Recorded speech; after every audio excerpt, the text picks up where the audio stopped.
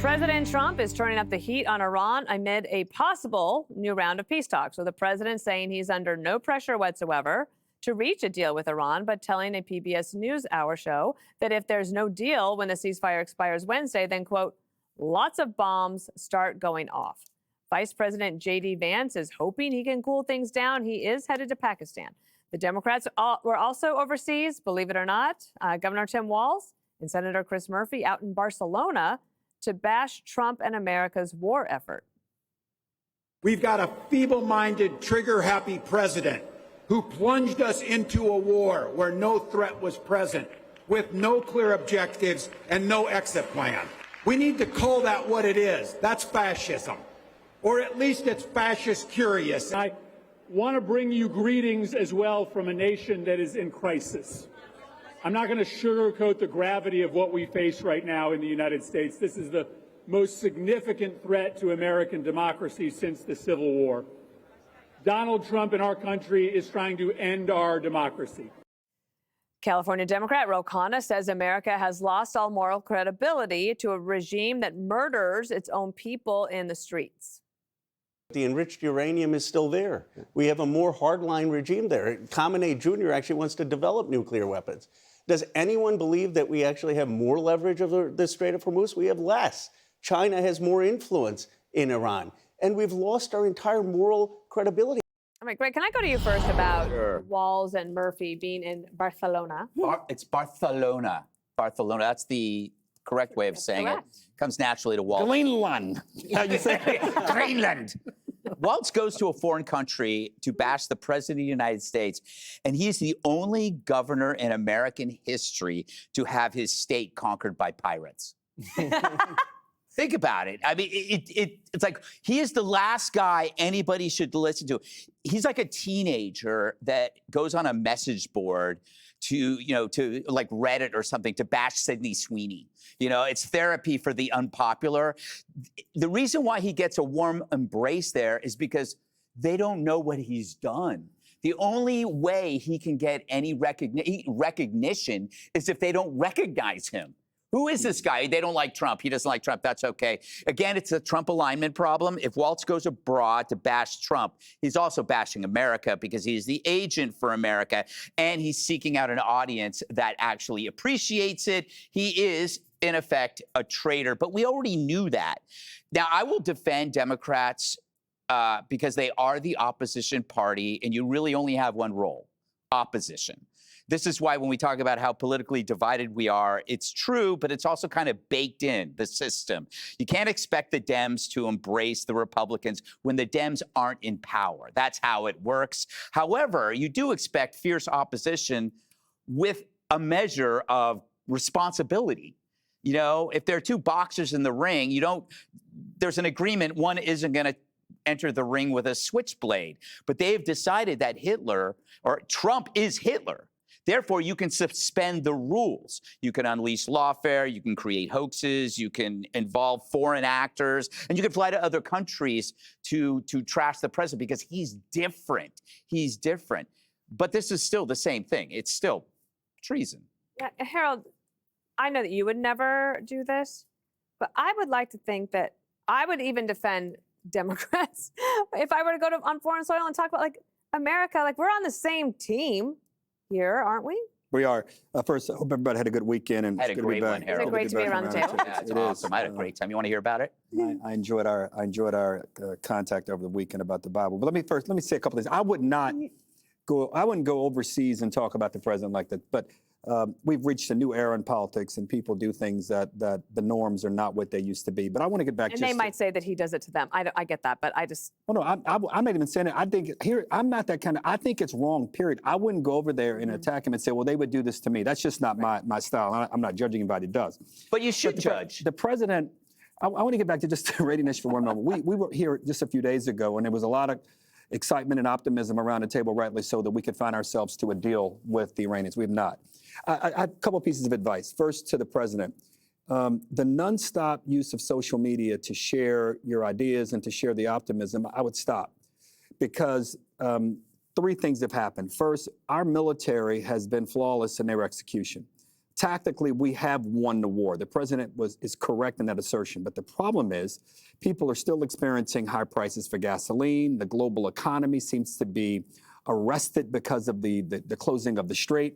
That's Iran's leverage. They know that. So when the president uses social media to say we have them right where we want them, essentially, or even worse than that, these are people who've read the art of the deal. These are people who have been fooling us, who have been toying with us and killing Americans since 1979. And their threshold for pain is just more than ours. The strategic goal we're trying to get done here is to get all of their enriched uranium.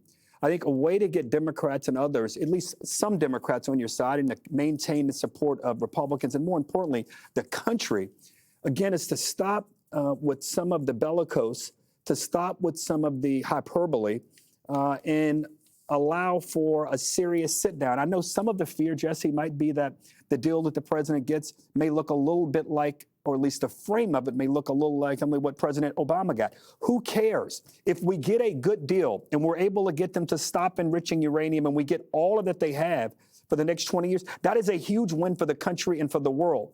I just think the strategy the president's pursuing right now is one that is fraught with real risk and if not danger, because the Iranians are proving to be far more wily negotiators than we thought they were. Jesse, your name was invoked.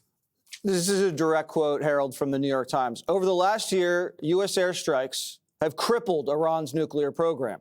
Iranian nuclear facilities lie in ruins. Enriched uranium is thought to be deeply buried under rubble. It's from the New York Times. Now, the one site we haven't hit is Pickaxe Mountain because they have tunnels underneath there that are 2,000 feet deeper than Fordo. And now there's discussions about using toxic chemicals in there, spraying it so it's inhospitable for about 100 years. So either way, you go in and take it under enemy fire, or you go in with the enemy in tandem and take it out. Whatever it is rough stuff. But the president seems 100% committed to securing this uranium and doesn't really care about these ankle-biting Democrats. He says he feels no pressure from them, and he remains extremely focused on that uranium, which gives me a lot of confidence. And Dan, it's not like these Democrats went to Jamaica and said this. They went to Spain, who just disallowed us to use our bases to conduct this mission. It was a delinquent and disloyal NATO ally. That's really bad symbolism. Now, the ceasefire is about as fragile as my ego. And the regime is fractured. Like, the regime thinks that the whole negotiation is a setup for us to attack again. Some of the mediators feel more flexible, and then the military is like, we're going to have no restrictions on missiles, no restrictions on proxies, and then as a big FU, clip 2 vessels on Saturday. Now, I didn't know if they did that to gain leverage going into the ceasefire, or it's some rogue commander out of the shattered chain of command that's freelancing. I have no idea. But I do know the Navy took custody of a blockade runner, and it was an Iranian vessel sanctioned. It was coming from China. And the Washington Post said it was probably bringing in chemicals which are dual use, which are used to manufacture missiles. So we caught China red-handed, and they're dirty, and we're going to make them pay the price for that. And so in the next 40 hours, anything could happen, and we'll see what happens. What's the spray thing? I'm curious. So it's like this horrible agent that you spray deep inside the tunnel that no man can go in under. I think the I next heard 100 it's years. called the Nadler vaccine. Yes. I think that's what they called it. They're looking for approval for it right Yes, now. yeah, It's they being just- tested in the lab. Yeah, it's yes, they've been collecting the flatulence of Jerry Nadler for 10 years just for this moment. Yes. It's a WMD. Emily, President Trump has been trying diplomacy. He's trying to nudge it along, urge it along, cheer it along.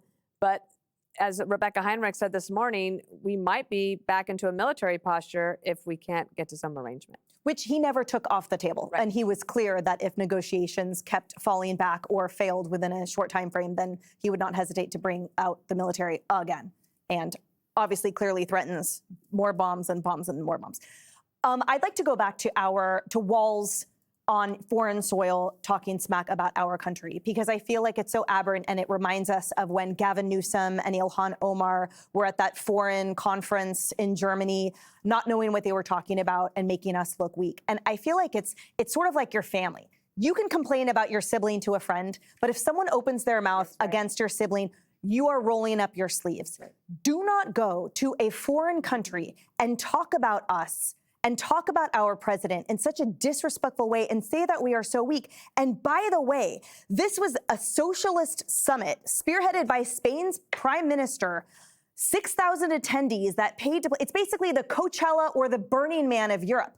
No one is serious, and no one takes it seriously. You're right, they have no idea who Walz is. But you know who does know who he is the Minnesotans that are under his watch, that are watching him fly across the country, fly across the pond on someone else's dime, rant and rave about this country and this president, while he let $9 billion in fraud go into the pockets of Somalis and other people. Talk about abdication. I mean, that's like if the show opened and the seat was empty and I was frolicking around in London talking smack about you guys. When is someone going to hold him accountable instead of representing him as somehow the future of the Democrat Party? And then Chris Murphy goes on to say, we need to share experiences to understand how we can fight back against the Republicans. They keep trying to buy votes. What about earning votes? What about saying why? Why don't Americans like our policies whatsoever? And then he talks about that President Trump is the one that is destroying our democracy. When we know that you destroy democracy by eroding norms and capitalizing the press and suppressing the free speech, capture of information, all of these things, as I'm looking at how do you degrade democracy in this slow way, the Democrats have had a handle on this whole time. They are the ones that wielded the administrative state like a weapon. They prosecuted President Trump. All the intelligence officers signing a letter that this hogwash is true about Russian collusion with the president. Like, at all times, we've been canceled and silenced, the free press, free voices, and so much more. We've been prosecuted in administrative ways. And somehow this president, who gave us our voices back, are somehow to blame for eroding democracy. So I feel like instead of flying across and attending a summit, they should just hold a mirror up to their own face for the answer. Be sure to like and subscribe for all the Fox News latest on YouTube, and catch full shows streaming now on Fox One.